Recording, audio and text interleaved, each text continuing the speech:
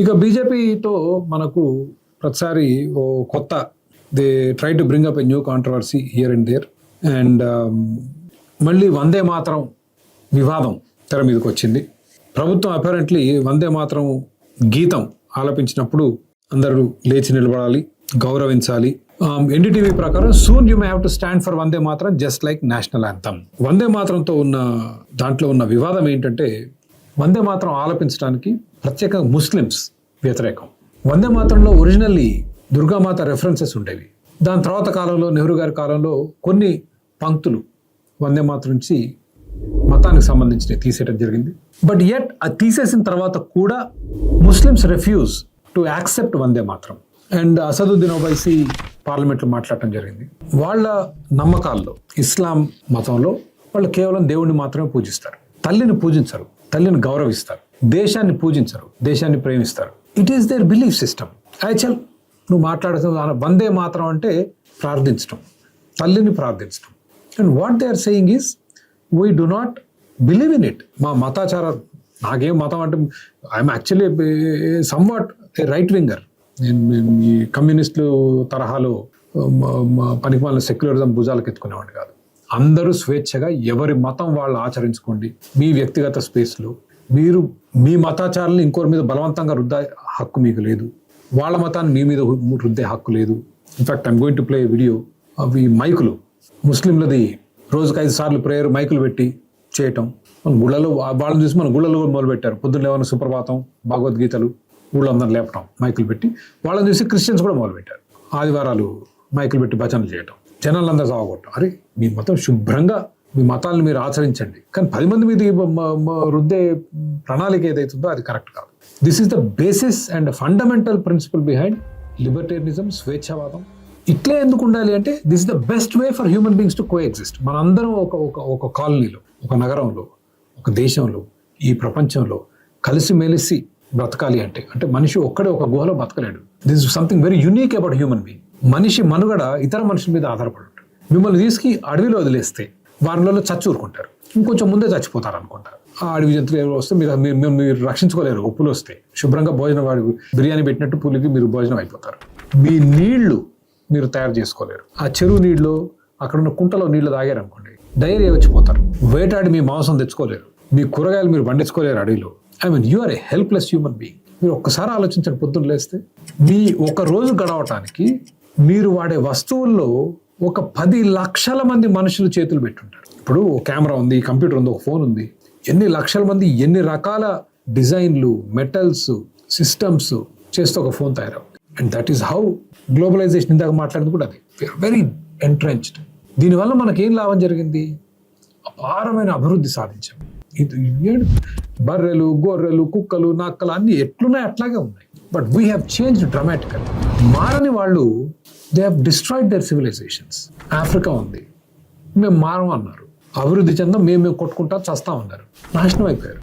Venezuela ఉంది, లేదు we will not let ఈ కంపెనీస్ ప్రైవేటైజేషన్, తొక్కతోలు అంతా కుదరదన్నారు, నాశనం అయిపోయింది. వెన్ యూ యాక్సెప్ట్ ఇది మానవ నైజం అని గుర్తించిన రోజు comes with a lot of benefits. బ్రతకడానికి కావాల్సిన ఒక ప్రధానమైన కండిషన్స్ ఏంటంటే ఒకరితో ఒకరు మనం దాడులు చేసుకోకూడదు, శాంతియుతంగా బతకాలి. అది మెయిన్ ఫండమెంటల్. మనందరం ఒక సమాజంలో బతకాలి అంటే నా బతుకు నేను బతుకుతా, నీ బతుకు నువ్వు బతుకు. We are independent yet interdependent. ఎట్లా? నేను నాకు చేతనైంది ఉత్పత్తి చేస్తా, నీకు ఇస్తాను, నీకు చేతనైంది నువ్వు ఉత్పత్తి చేయి, నేను తీసుకుంటాను. నేను బత్తాయిలు పండిస్తా అండి, మీరు పాలు ఉత్పత్తి చేస్తారు, మీరు బట్టలు తయారు చేస్తారు, మీరు చెప్పులు తయారు చేస్తారు, ఇంకొకరు చదువులు చెప్తాడు, నా బత్తాయిలు వీళ్ళందరికీ ఇస్తాను, బట్టలు, చెప్పులు, నా పిల్లలకు చదువులు చెప్పించుకుంటాను, అన్ని తీసుకుంటాను. కండిషన్ ఒకరినొకరు దాడి చేసుకోకూడదు, వాళ్ళని నేను లాక్కోకూడదు, నాది వాళ్ళ స్వచ్ఛందం, వాలంటరీ, పీస్. నా కరెక్ట్ భుజం వెనక ఇటు ఈ భుజం వెనక NAP అని ఉంది, అది సిద్ధాంతం. Non aggression principle. Non aggression principle అంటే ఎవరి మీద ఒత్తిడి పెట్టను, స్వచ్ఛందంగా బతుకుదాం అందరం. That is the essence. So Vande మాత్రానికి దీనికి సంబంధం ఏంటంటే do not force your views on others. మతానికి దీనికి సంబంధం ఏంటంటే మీ మతం మీరు అవలంబించండి, ఇతరులు ఫాలో కావాలి. నా మతాన్ని నమ్మని వాడు ఇన్ఫిడేల్, వాడిని చంపేస్తా, నరికేస్తా. రాంగ్. ఇస్లాంలో, రాడికల్ ఇస్లాంలో చాలా మందికి ఈ నమ్మకాలు ఉంటాయి. ఇస్లాం ఒకటే మతం, మన నమ్మని వాళ్ళంతా ఇన్ఫిడేల్స్, హోలీ వార్, జిహాద్. దానికి మనందరం వ్యతిరేకమే. నాట్ ముస్లిమ్స్ 90% ముస్లిమ్స్ 99% వ్యతిరేకమే కదా.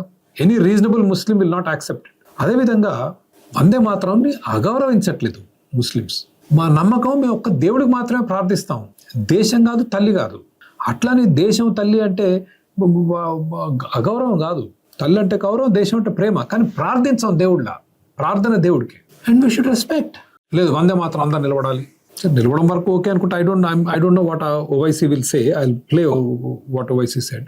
కానీ వందే మాత్రం పాడటానికి మాత్రం ముస్లిమ్స్ యూ షుడ్ నాట్. ఇది నైతికంగా మనం బలవంతం చేయకూడదు. ఏ విధంగా అయితే కొందరు టెర్రరిస్టులు అసలు ఇస్లాంని ఫాలో కానివాడు ప్రతి ఒక్కడు ఇన్ఫిడేలే అంటారు. మనం ఆ తోవలో వెళ్ళకూడదు కదా. And to force somebody to sing Vande Mataram is unethical. And here is Asaduddin Owaisi on this topic. ఏంటి నాకు ఓవైసీ అంటే ప్రేమ గారిపోవట్లేదు. బికాస్ ఒక భారతదేశం లాంటి దేశంలో, ముస్లింలు మైనారిటీ ఉన్న దేశంలో అందరినీ కలుపుకుంటూ వెళ్లాల్సిన అవసరం ఉంది. They put a party just for Muslims. I mean how is it right? మీ పేర్లోనే ముస్లిమ్స్ ఉంది. All India Majlis Ittehadul Muslimeen party. వాళ్ళు ఎన్నికలు పెట్టుకొని గెలిచే దగ్గర వేరే మతస్థులు ఉంటారు. So I find them very problematic. Now saying that BJP also has gone in the same direction. ఒక్క ముస్లిం ఎంపీ లేడండి, ఒక్క ముస్లిం ఎమ్మెల్యే లేడండి బీజేపీలో. ఎమ్మెల్యే కూడా నాకు తెలిసి లేరు. ఎంపీ అయితే జీరో. Lok Sabha, Rajya Sabha, no Muslims. When you have a significant population of Muslims in a country, how could you not even have a single MP? ఊరికే ముఖస్థుతి కన్నా కొంచెం ముస్లిమ్స్ ఎక్కువ ఉన్న ఏరియాలో ఒక ముస్లిం ఎంపీని క్యాండిడేట్గా నిలబెట్టి గెలవాలిగా. నో. But Owaisi is also equally radical. I'm not saying, but I still respect individual liberty, వ్యక్తిగత స్వేచ్ఛ. ఇందని చెప్పినట్లు దిస్ ఈస్ ద చాలా బేసిక్ ప్రిన్సిపల్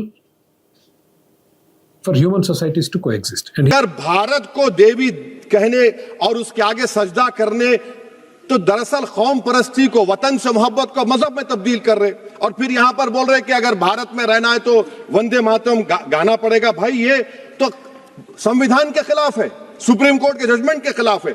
अगर वंदे मातरम मैडम कौमियत का मियार है तो फिर सवाल ये है कि हजरत मोहानी की कौमियत क्या थी जिसने इनकलाब जिंदाबाद का नारा दिया? मैडम मैं एक मुसलमान हूं, मैं इस्लाम को मानने वाला बावकार इंसान हूं, और मेरे मजहब की बुनियादी तालीम तौहीद है, ला इलाहा इल्लल्लाह, नहीं है कोई खुदा सिवा अल्लाह के. और कुरान में अल्लाह क्या बोल रहा? इय्याका नाबुदु इय्याका नस्तईन. तुम मेरी इबादत करो, मुझे मानो. मुझे कहां से मिल रहा? आर्टिकल 25 से मिल रहा है. मुझे कहां से मिल रहा है? Liberty of thought, expression, belief, faith and worship से मिल रहा है.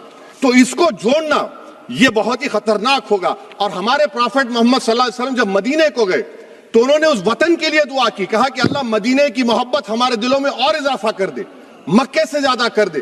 तो ये इस्लाम, मुसलमान होना, हमारे ईमान में मुल्क की मोहब्बत बीच में नहीं आती, और मुल्क से मोहब्बत है और रहेगी हमेशा.